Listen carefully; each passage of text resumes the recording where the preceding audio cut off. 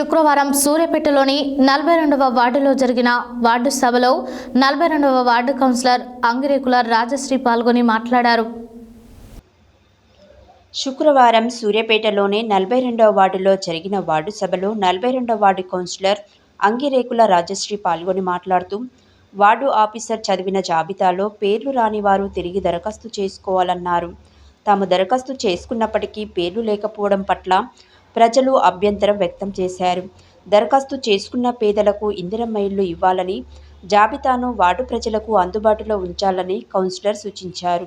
ఈ కార్యక్రమంలో councillor Angirekula Rajashri, EE Kiran, BRS party జిల్లా నాయకులు అంగిరేకుల నాగార్జున, కాంగ్రెస్ పార్టీ జిల్లా కార్యదర్శి రుద్రంగిరి రవి, వార్డు అధికారి రోజా, బండపల్లి పాండురంగాచారి, గుండవాణి, పాలడుగు శ్రీదేవి, సట్టు శంకర్, సట్ల మహేష్, సట్ల మధు, కూసు పరమేష్, సోమ, ప్రవీణ్ పాల్గొన్నారు.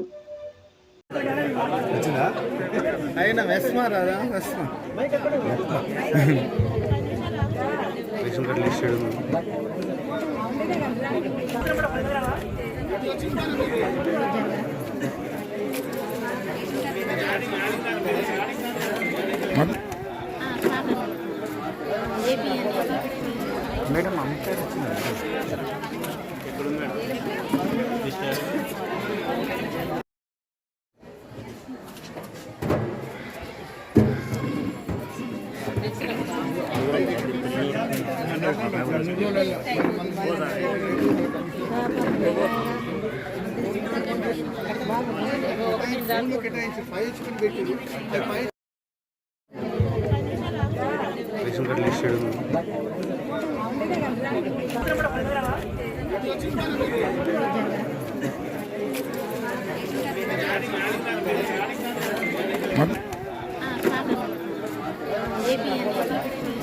మేడం అమ్మాయి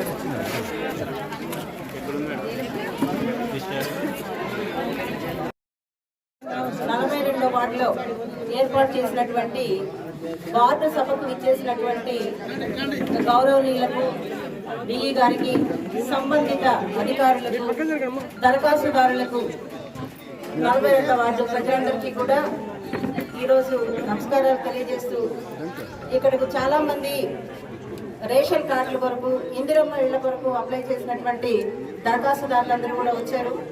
చాలా మంది అప్లికేషన్స్ పెట్టుకున్నారు. అందులో కొంతమందికి మాత్రమే వెరిఫికేషన్స్ అయ్యి లిస్టును రిలీజ్ చేయడం జరిగింది. మిగతా వాళ్ళందరూ కూడా మళ్ళీ అప్లై చేసుకుంటే ఇది నిరంతర ప్రక్రియ కాబట్టి ముందు మళ్ళీ ఈ రేషన్ కార్డులని, ఇందిరమ్మ ఇళ్ళని కేటాయించడం జరుగుతుంది. అయితే ఈ సందర్భంగా అధికారులకు నేను విన్నవించుకునేది ఒకటే, విడతల వారీగా శాంక్షన్ చేస్తాము అంటున్నారు కాబట్టి ముందుగా నిరుపేదలకి, అతి తక్కువ సంపాదన ఉన్నటువంటి వాళ్ళకి, అర్హత ఉన్నటువంటి వాళ్ళని సెలెక్ట్ చేసి వాళ్లకు కేటాయించినట్లయితే ఇది సమంజసంగా ఉంటుంది అని చెప్పని తెలియజేసుకుంటున్నాను.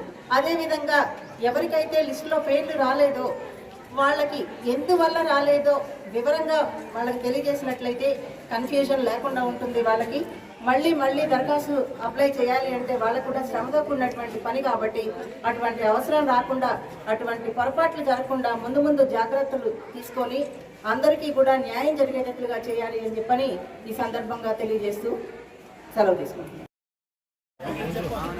మున్సిపల్ ఆఫీసులో దీనికి సంబంధించి హెల్ప్ డెస్క్ కూడా ఉంది. ఎప్పుడైనా మీరు అక్కడికి వెళ్ళి దానిలో